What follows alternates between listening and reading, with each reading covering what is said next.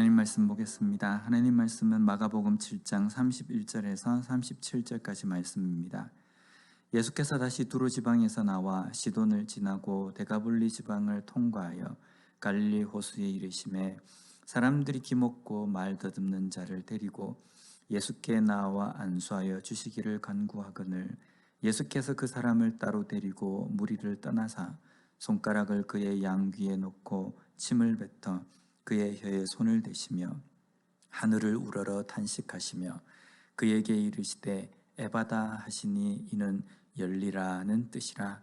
그의 귀가 열리고 혀가 맺힌 것이 곧 풀려 말이 분명하여졌더라.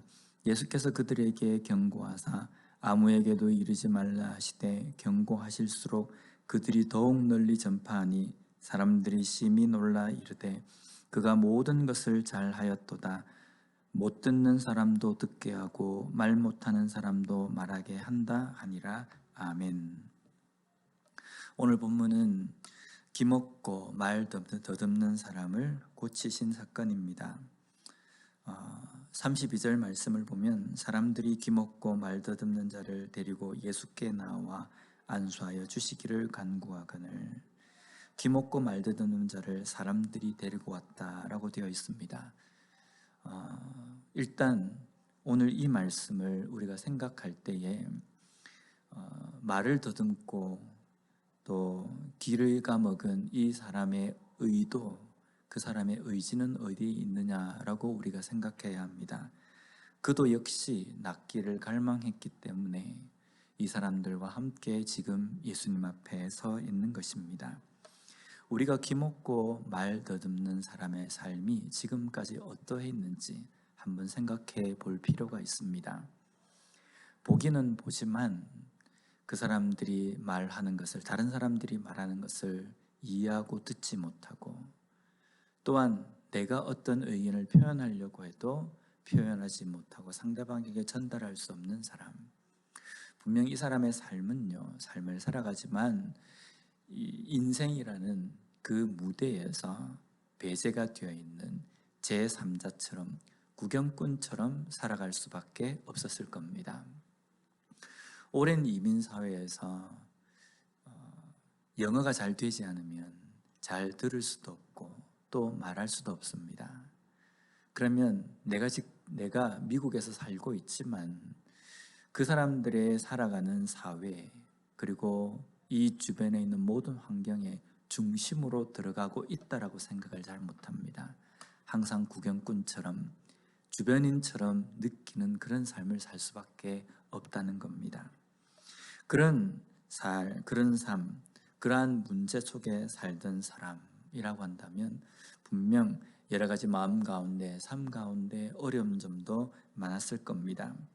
예수님이 이 사람을 따로 무리로부터 데리고 나가십니다. 33절 말씀을 보면 예수께서 그 사람을 따로 데리고 무리를 떠나사 손가락을 그의 양귀에 넣고 침을 뱉어 그의 혀에 손을 대시며, 지금 예수님께서 하신 이 행동에 대해서 정확한 의미와 이유에 대해서는 우리가 알 수 없습니다.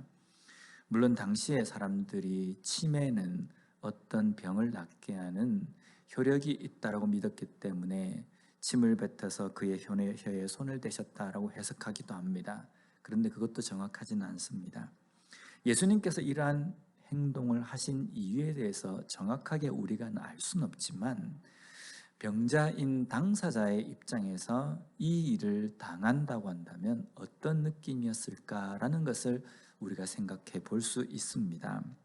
예수님께서 자신을 따로 1대1로 보고 만날 수 있는 곳으로 데리고 가십니다. 그리고 그의 귀에 손을 대시고 그의 혀에 손을 대십니다. 어떤 느낌일까요? 지금 예수님께서 자신을 위하여서 뭔가를 하신다는 느낌을 받을 겁니다. 예수님의 사랑을 느낄 수도 있었을 겁니다. 구약 성경에 나병에 걸린 나아만이 엘리야에게 찾아갔을 때에 엘리야가 요단강에 가서 몸을 씻으라, 엘리사가 요단강에 가서 몸을 씻으라라는 말에 불만을 이야기하면서 이렇게 이야기합니다. 내 생각에는 그가 내게로 나와 서서 그의 하나님 여호와의 이름을 부르고 그의 손을 내 부위 위에 흔들어 나병을 고칠까 하였도다 라고 말합니다. 무슨 뜻입니까? 나만의 입장에서는 엘리사가 자신을 보고 직접 대하고 그의 손을 들어서 자신의 상처 부위를 만지거나 이러한 처치, 따뜻한 처치를 원했다는 겁니다. 어쩌면 이 병자가, 예수님 앞에 선 병자도 예수님께서 하시는 이 행동을 통해서 예수님의 사랑을 느꼈을 것이고, 또한 자신을 위해서 예수님께서 뭔가를 하신다는 것을 느꼈을 겁니다. 그런데 이것은 중요하지 않습니다. 중요한 것은요, 예수님의 에바다, 열려져라 라는 말씀에 그의 귀와 그리고 그의 입이 열렸다는 것입니다. 열렸다는 것은요, 삶에서 주변으로 있던 그 사람이 삶의 중심으로 갈 수 있게 되었다라는 뜻입니다. 오늘날 우리의 삶에서도요, 내 눈으로, 내 귀로, 또 내 입으로 하나님의 말씀을 보고 듣고 말할 수 있는 삶이 되어야 합니다. 단순하게 그냥 보기만 보고 그 말씀에 하나님의 뜻을 듣지 못하고 하나님의 말씀을 선포하지 못한다고 한다면 분명 우리가 하나님의 말씀 앞에서 주변으로 살 수밖에 없다는 겁니다. 하나님의 말씀의 중심으로 들어가서 그 말씀이 나에게 하는 말씀임을 깨닫고 하나님의 그 음성을 듣고 그 들은 음성대로 세상 가운데에 선포하는 삶이 되어야 된다는 겁니다. 이 말씀을 전하고 또한 이 기적을 베푸시고 난 다음에 주변 사람들에게 이것을 다른 사람들에게 알리지 말라고 하지만 사람들이 하지 말라면 할수록 더 나아가서 다른 사람들에게 선포합니다. 이것은 무슨 뜻입니까? 하지 말라고 막는다고 해도 하나님의 복음의 선포, 하나님의 복음에 대해서 전하는 이 일은 우리가 그칠 수도 멈출 수도 없다는 겁니다. 하지만 오늘날 많은 그리스도인들이 하나님의 말씀을 전하는 데에 많이 두려워하고 또 많이 머뭇거리기도 합니다. 분명 이것은요, 하나님의 말씀의 그 능력과 복음 선포에 대한 그 의미를 온전히 깨닫지 못하고 살아가는 삶이라는 겁니다. 내가 보고 듣고 깨달은 것을 세상 가운데 선포할 수 있는 삶이 되어야 된다는 겁니다. 마지막으로 37절 말씀에 보면 사람들이 심히 놀라 이르되 그가 모든 것을 잘하였도다. 못 듣는 사람도 듣게 하고 말 못하는 사람도 말하게 한다 하니라. 지금 이 말씀이 기록되어 있는 것은요, 구약 성경에 메시아가 왔을 때, 그리스도가 오셨을 때에 듣지 못하는 자가 듣게 되고 보지 못하는 자가 보게 되며 말하지 못하는 자가 말하게 될 것이다 라는 그 말씀의 예언의 성취가 바로 이 자리에서 일어났다는 것을 선포하는 말씀이라는 겁니다. 오늘 우리의 삶에서 분명 우리의 눈이 열려져야 합니다. 우리의 귀가 열려져야 합니다. 우리의 입도 열려져야 합니다.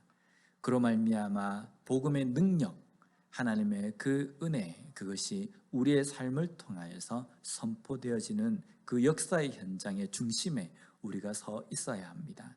하나님께서는 우리를 통해서 복음을, 말씀을 선포하고 하나님의 은혜, 하나님의 영광을 드러내기를 원하신다는 겁니다.